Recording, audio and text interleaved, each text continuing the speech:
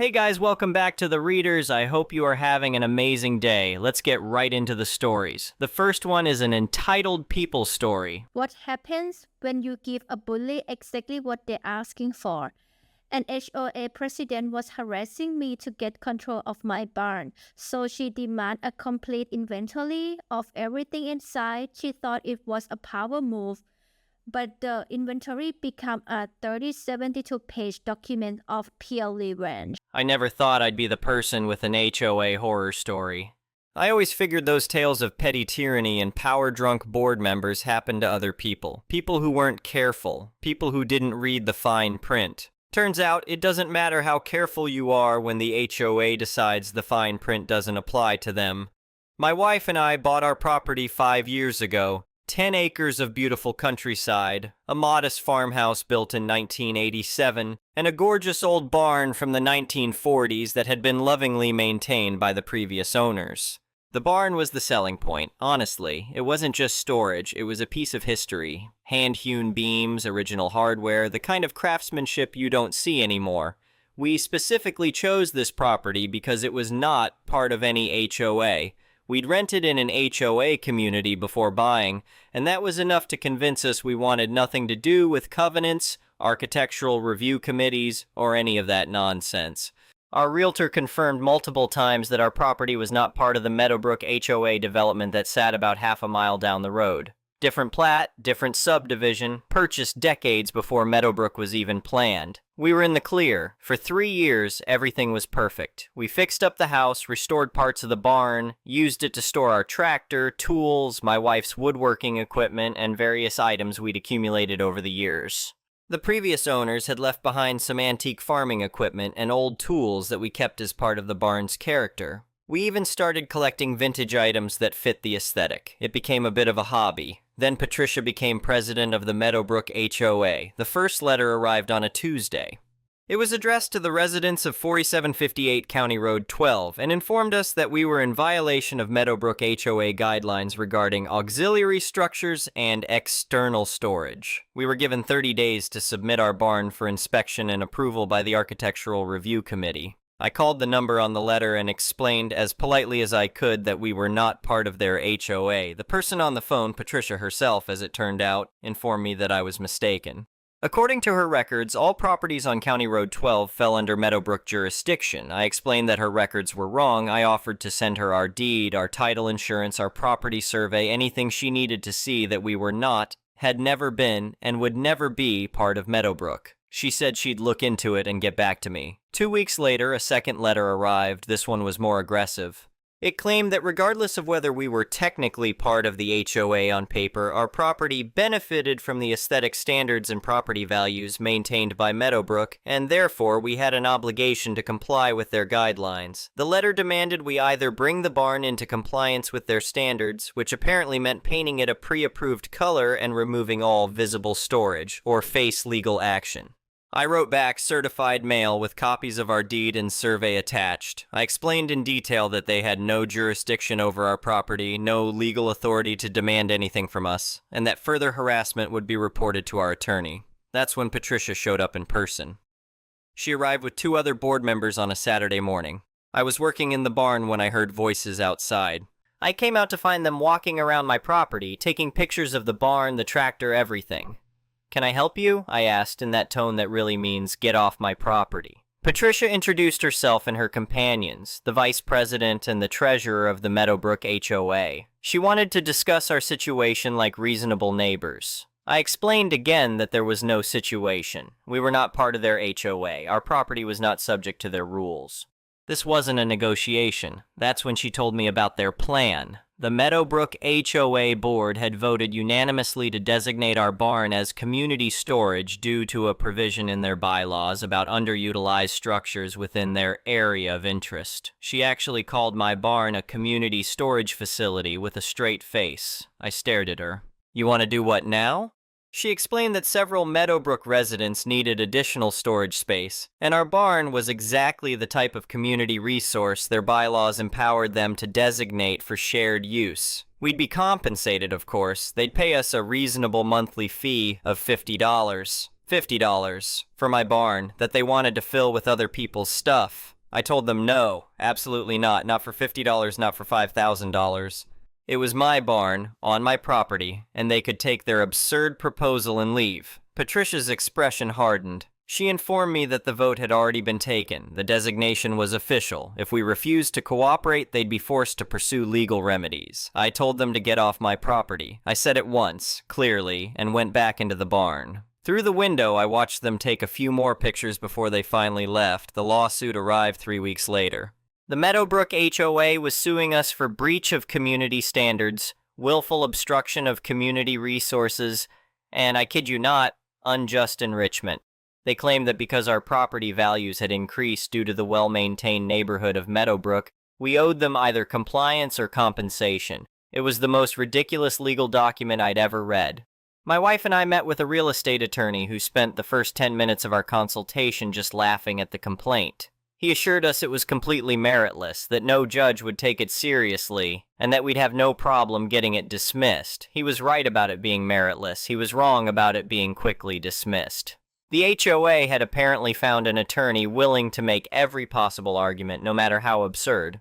They filed motion after motion, buried us in discovery requests, demanded depositions. Our attorney said they were trying to exhaust us to make defending ourselves so expensive and time-consuming that we'd just give them what they wanted to make it stop. We didn't give in, but it was stressful, expensive, infuriating. Then I came home from a grocery run one afternoon to find a moving truck in my driveway. Our property didn't have a gate at the entrance, never needed one before, so they'd just driven right in. That was about to change. 3 men were loading equipment from my barn onto the truck. The president was standing near my barn door with a clipboard directing the operation. 2 other board members were present, one taking video on her phone. I slammed the car into park and got out. "What the hell do you think you're doing?" Patricia turned to me with a smile that made my blood boil. "We're taking possession of the community storage facility. We sent you a notice last week. You can't just take my stuff. This is theft." "It's not theft," she said calmly. "It's enforcement of community standards. You've refused to comply, so we're exercising our rights under the bylaws to secure community resources." The men had already loaded my pressure washer, several boxes of tools, and a vintage workbench onto the truck. I pulled out my phone and called 911. I told them someone was actively stealing property from my barn and I needed law enforcement immediately. Patricia's smile faltered. "You're calling the police? We have a legal right to be here." "You have no rights here," I said. "This is my property. That's my barn. You're stealing my belongings. The police can sort it out." The sheriff himself arrived about 20 minutes later. Apparently it was a slow day, and when the dispatcher mentioned someone was actively removing property from a barn against the owner's wishes, he decided to respond personally rather than send a deputy. Patricia's confidence had been evaporating as we waited, and the sight of the sheriff's vehicle seemed to complete the process. I explained the situation. The president handed him a thick folder of documents, the HOA bylaws, their board resolution, the lawsuit filing, everything they thought proved they had authority here. The sheriff looked at me. "Is this your property?" "Yes, sir, I have the deed inside if you need to see it." "And are you part of this HOA?" "No, sir, never have been. My property isn't in their subdivision." The sheriff looked at Patricia. "Ma'am, do you have a court order authorizing you to remove property from this barn?" "We have a board resolution." "A court order," he repeated. "From a judge." She didn't have one, of course. The sheriff spent some time examining the property boundaries, looking at the documents both sides provided, and making phone calls. Finally, he told the HOA group to unload everything they'd taken and leave the property immediately. He informed them that if they returned without a court order, they'd be arrested for trespassing and theft. Patricia's face went red. She started to argue, but the sheriff cut her off. "Ma'am, I'm not interested in your bylaws. This property isn't yours. You don't have a court order. What you're doing is called theft. Unload the truck now." They unloaded everything. It took them 20 minutes, and Patricia looked like she wanted to spit nails the entire time. When they were done, the sheriff watched them drive away before turning back to me. "You might want to install a gate," he said, "and cameras. I don't think they're done." He was right. 2 days later, another letter arrived. This one was from Patricia personally, not on HOA letterhead. She demanded that I provide a complete, itemized inventory of everything stored in the barn, including estimated values. This inventory would be used, she claimed, to assess the fair market value of the storage space we were illegally withholding from the community. The letter specifically stated that they needed to know the exact value of everything stored there to determine appropriate usage fees we allegedly owed them, and to assess what percentage of the barn's capacity was being wasted rather than serving community needs. She wanted ammunition to claim we weren't using the space efficiently enough to justify keeping it private. The letter had a confrontational tone throughout, accusing us of hoarding space that could benefit the community and demanding we justify our excessive private use of such a large structure. My wife read the letter and shook her head. They're completely delusional. I read it again, then I read it a third time, and that's when I had an idea. She wants an inventory? I said slowly. You're not actually going to give them one. Oh, I'm absolutely going to give them one. My attorney advised against it. He said we had no obligation to provide them with anything, that engaging with their demands just encouraged them, but I wasn't planning to just provide them with information. I was planning to make a point. Over the next 2 weeks, I documented everything in that barn. And I mean everything. Every tool, every piece of equipment, every box and crate and item.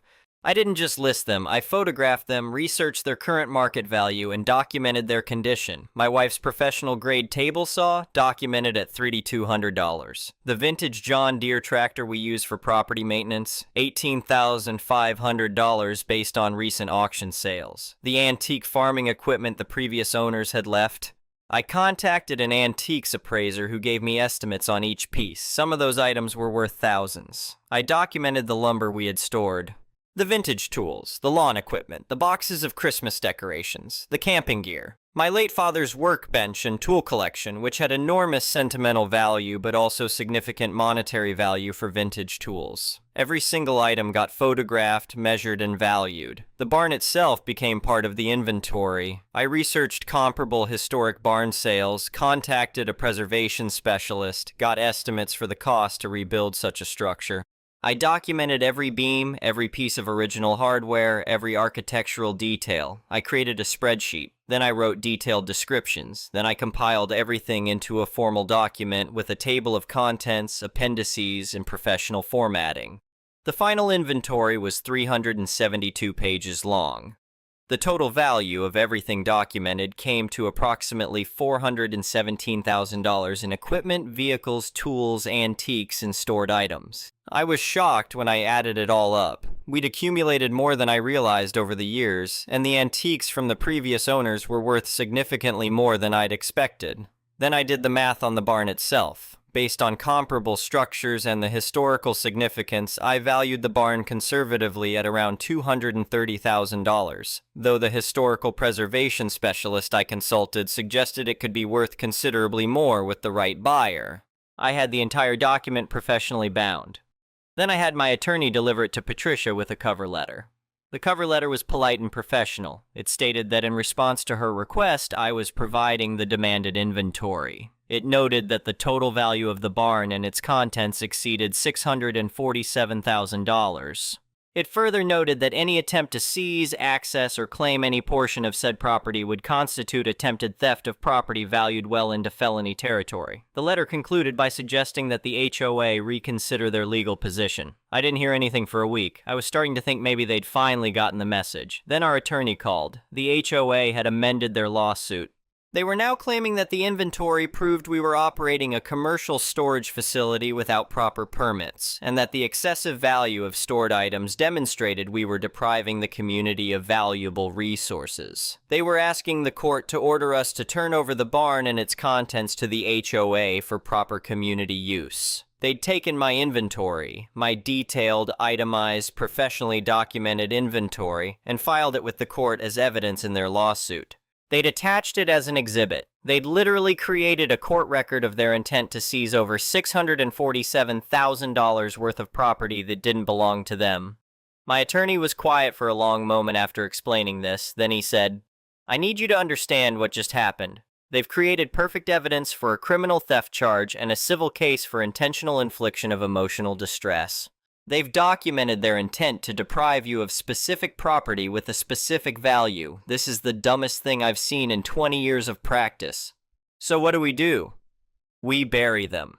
Our attorney filed a motion for summary judgment, arguing that there was no legal basis for the HOA's claims and that the case should be dismissed with prejudice.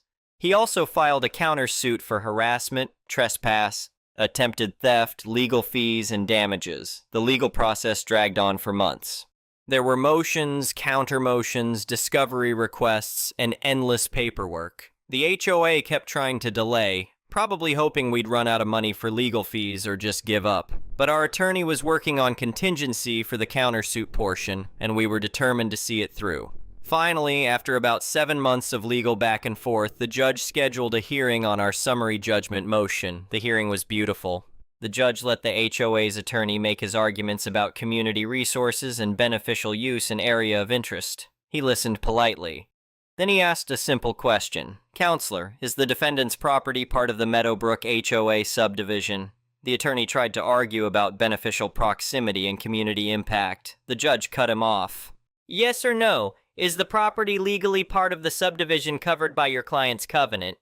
"Not technically, Your Honor, but then on what legal basis does your client claim any authority over the property?" The attorney tried several more arguments. The judge demolished each one. Then he turned to the amended complaint. "Let me make sure I understand your client's position.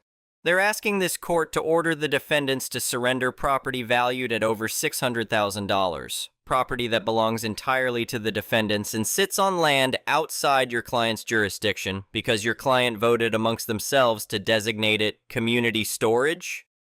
When the attorney tried to respond, the judge held up the inventory.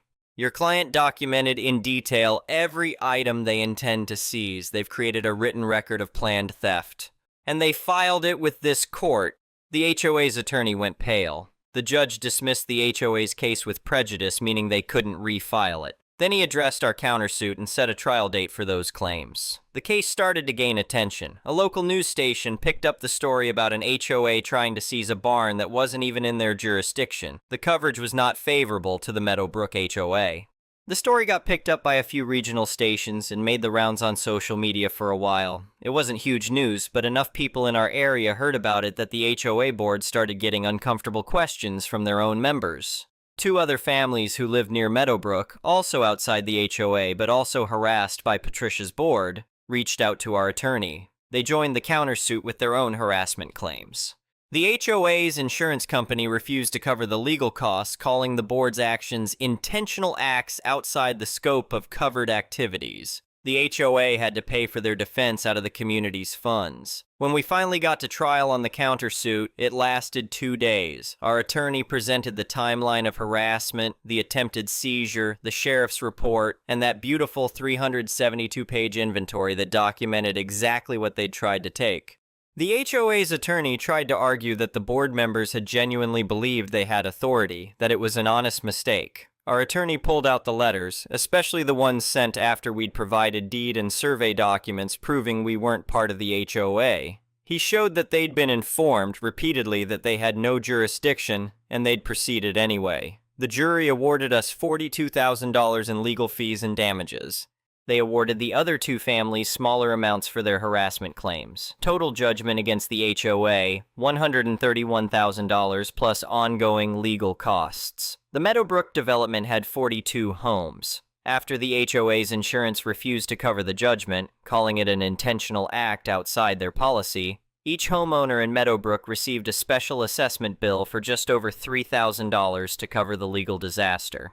Some households got bills even higher because the assessment was calculated based on property size, meaning the larger homes paid more. The fallout was spectacular. Within 2 weeks of the special assessment notices going out, a petition circulated through Meadowbrook calling for a special election to recall the entire board. The petition got signatures from 37 of the 42 households. Patricia tried to fight the recall, claiming the bylaws didn't allow it.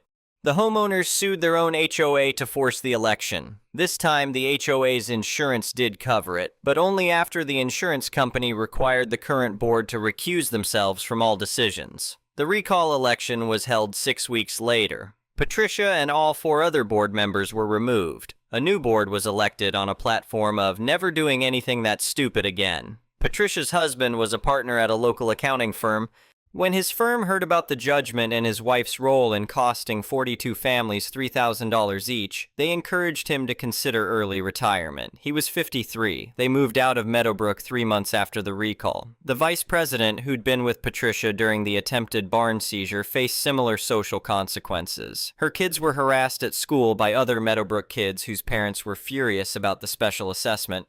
She ended up pulling them out and enrolling them elsewhere. As for us, we installed a very nice gate at our property entrance. And cameras, lots of cameras. We also got a polite letter from the new HOA board explicitly acknowledging that our property was not part of Meadowbrook and apologizing for the previous board's actions. The barn is still standing, still full of our stuff, still ours. We added a sign above the door. Private property, not community storage. My wife suggested we frame Patricia's inventory request letter and hang it in the barn. We did. It's right next to the sign. Sometimes I look at that 372-page document and marvel at the sheer stupidity of demanding detailed evidence of everything you're planning to steal, then filing that evidence with a court. The best part? About a year after everything was settled, we got a letter from a member of the new Meadowbrook HOA board. Apparently, they'd been going through the previous board's records and found documentation of other harassment campaigns Patricia had planned against nearby non-HOA properties. Our case had stopped her before she could target anyone else. So in a weird way, Patricia's obsession with our barn saved other people from the same harassment, all because she demanded an inventory. I gave her exactly what she asked for. The next one is a malicious compliance story. Over 20 years ago, I changed an old-timer's computer screensaver. You know the old screensavers that just had a word banner scrolling across the screen over and over? I worked in sales at the time. There was an older guy named Bob. He was annoying. Maybe that bothered me more because I was young, but honestly he annoyed everyone. He was the kind of old guy who would lie through his teeth to get some of your commission. Because he was older and had been around the industry for a long time, he had more freedom with customers. It drove the rest of us crazy. If people wanted to buy something but also wanted to use a coupon, he would disconnect the call or get rid of the customer in a few different ways. But that also meant that the rest of us associates could not make the sale. As a team, we could not hit bonuses. He did plenty of other things like that too. He was just a difficult coworker and a bad employee, but he had been around the industry forever. Some of the guys who were managers by then favored him because of their history with him, whether it was at that company or others. He was annoying for too many reasons to list. And I was young, didn't care much, and had a very different perception of professionalism back then. So one day I changed his screensaver to say Bob is a jackass. I watched him type in his password, waited until he left, then changed it. It scrolled across the screen over and over. At first, he did not notice because it looked like the same old "have a nice day" or whatever else had been scrolling before. The rest of us would giggle as we walked by and saw it. It was just funny to see. A day or so later, Bob was sitting in his cubicle chatting away when his screensaver must have popped up. Then we heard him say, "What is this?" He read it out loud. "Bob is a jackass. Who did this? This is defamation. Who did it?" The office was laughing. He was pissed. He went right over to a manager's desk. "Someone is defaming my name. This is workplace harassment. I want to know who did it." He made it to human resources. He even made it to the owner's office. At that point, all we knew was that he complained to the manager. The manager said, "Let's see." Saw it, giggled himself, then told Bob, "Come on, calm down, I'll change it," which he did. Then the manager said, "Let's go take a walk and talk." Bob was not having it, but they walked off talking. We went back to work and did not think much more about it. About an hour or two later, a different manager said, "Hey, Mr. Johnson wants to see you upstairs." Cool. That was not uncommon. He would call associates up for customers, tasks, reviews, or whatever else. As soon as I got into the office, he said, "What the duck are you doing? Are you trying to get me sued?" This guy is an absolute nightmare. Do you know he has sued that company and that company? Why would you do that? You know it is on security camera, right? Using someone else's password. You are not supposed to use or share passwords ever. I said, "It was a joke. None of us thought it was that big of a deal. We often share passwords so we can get the information we need. We are all on the same team." He replied, "That's a policy violation. That's it. You better hope I can keep him from causing a bigger issue. Go home for the next 3 days. You're suspended. Get out of my office. Get out of my building now." So I walked out the back door, down the back stairs to my car, and left. This was Wednesday, so that meant I had a 5-day weekend. Heck yes, I was stoked. As I got to my car, I could hear someone yelling, "Hey James, James, Peggy wants to see you." Peggy was the human resources lady. I ignored it, backed out, and drove out the other direction. 15 minutes later, my phone started ringing. I was not answering. No way. Those were the days when cell minutes were expensive. I got home and told my wife, "We have a 5-day weekend." It was barely noon. We decided to head to the beach about 3.5 hours away. We were excited. About an hour later, my phone started ringing over and over. My wife said, "Just answer it." So I did. "Hey James, this is Peggy. I need you to sign some forms about the 3-day suspension." "Sorry, Peggy, I was told to leave. I left. I am now out of town. I will have to sign another time." She was not thrilled, but there was not much we could do. A moment later, another call came in. It was my direct supervisor. "James, where are you? We need the numbers put together for this client coming in today. And you had the presentation stored on, and this, and that. Where are you?" "Mr. Johnson sent me home for messing with Bob's screensaver." "Nobody told me. Why didn't you come down and tell me?" "Well, come back and give me the reports and send the files to me." "Sorry, I was told to leave the building right now. I have actually already left town. I am over an hour away and I will not be turning around." "Then give me your password." "I can't do that either. I was told not to share passwords. Sorry, sir. My phone minutes are being used and I can't talk much longer." "I don't know what to tell you. Mr. Johnson sent me home, told me to leave, and told me not to share passwords. I'm about to go through the coastal hills and lose reception. Be here first thing tomorrow morning. We need to keep these projects moving." "Well, sir, I won't be back until Monday. I was told to leave for 3 days." "You have to be kidding. He didn't mean 3 days. I will talk with him." I turned my phone off. Back then, turning your phone off was not like turning off a smartphone. It was no big deal. On Sunday, when I listened to my messages, my manager had left one saying Mr. Johnson did not realize we had projects in the works that I was leading and that he wanted me to come back the next day. Then there was another message from my manager saying Mr. Johnson was okay with me giving my password to my manager just this one time, but hey, he said leave, so I left. He said no sharing passwords. So no sharing. He said 3 days. For a company that never gave any time off, it was awesome to have a nice long weekend. I came back to work, and in that crappy business, it was no big deal. Nothing really happened. They either made the deal or did not make the deal. Maybe they postponed it. It was not my problem anymore. They worked up new reports and some half-assed presentations. Then everything went back to normal. It was not like I was in more trouble. Nope. I had my days off plus some extra and went back to work Monday making sales. And when you are in sales, problems go away if you sell something. TLDR. I was suspended for 3 days and told to leave the building immediately. I was also told never to share passwords with coworkers. This was at a company that never gave any time off other than regular days. The owner told me to leave, so I went out the back door. I did not tell human resources or my direct manager. I left town for the beach and enjoyed a 5-day weekend. They called asking me to come back and asking for my password so they could work on active projects I was leading. I said I could not do any of that per the owner's instructions. This was before smartphones, so I just turned my phone off for the weekend and enjoyed the mini vacation with my wife. The next one is an entitled people story. I am a 23-year-old woman trying to navigate my girlfriend's very toxic parents. My girlfriend is 25. Some additional clarification that may help. We are both transgender, and we have been dating for 3 years. My girlfriend still lives with her parents, but not by choice at all. She went to film school for 2 years, and every one of her classmates except her and the only other queer person got a very secure job right out of school. Some of those people were absolutely nepotism hires, based on the way they conducted themselves during class projects.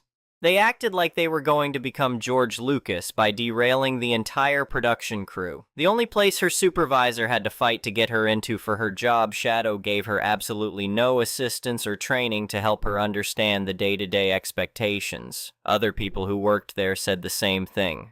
After a full year of hearing absolutely nothing from anywhere she applied, she is now begrudgingly going back to school to take a veterinary assistant program, which should come with a placement afterward. Her parents have made her value as a person entirely dependent on whether or not she currently has a job. The only job she has been able to secure has been a grocery store job, which has slowly been trying to get her to quit instead of firing her because their insane turnover rate is apparently intentional to avoid giving benefits. Her manager is also a complete power freak. Here's the thing. Her parents have instilled a wild level of OCD into her. One of the ways this is manifested is that she is terrified to be without any work because she is afraid she will somehow become destitute despite having a 5-figure savings account. By the time she finishes her next program, she will have completed 3 years of school without student loans. She has had this savings account for emergencies, but I have told her multiple times that the way she is being treated in that house is an emergency.